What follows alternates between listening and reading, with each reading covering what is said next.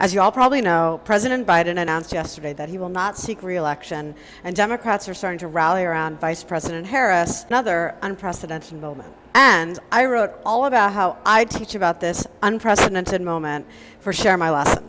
Teaching during unprecedented times again. And since I'm on summer break and can't actually teach this lesson, I'm going to walk you through it. So first of all, if you've been a social studies teacher for the last even couple of years, you've already had to teach a lot of unprecedented moments. And here we are again, another unprecedented moment. So the first thing I always do is just get a vibe check of the room. Sure, a lot of my students are super news consumers, but most of them are getting their information in snippets. On TikTok, Instagram Reels, memes. If you open up TikTok, I'm sure you've seen this meme, for example. If you haven't, I linked to this article in my post about it. So yeah, it's really important to get a sense of what students know before digging into the facts with them, and then work from there. And it's so important to then ground current events in history.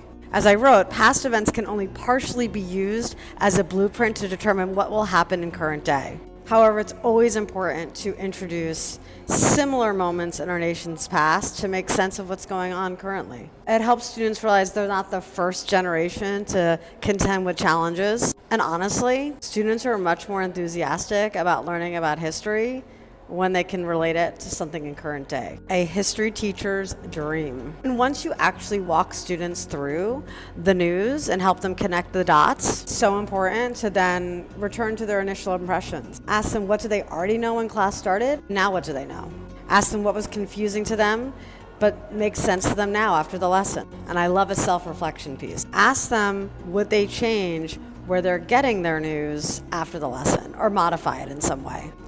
During times like this, unprecedented times, it's important for us to remember the crucial role we play as educators in helping our students navigate through complex and challenging moments. So check out my blog post for Share My Lesson and let me know what you think.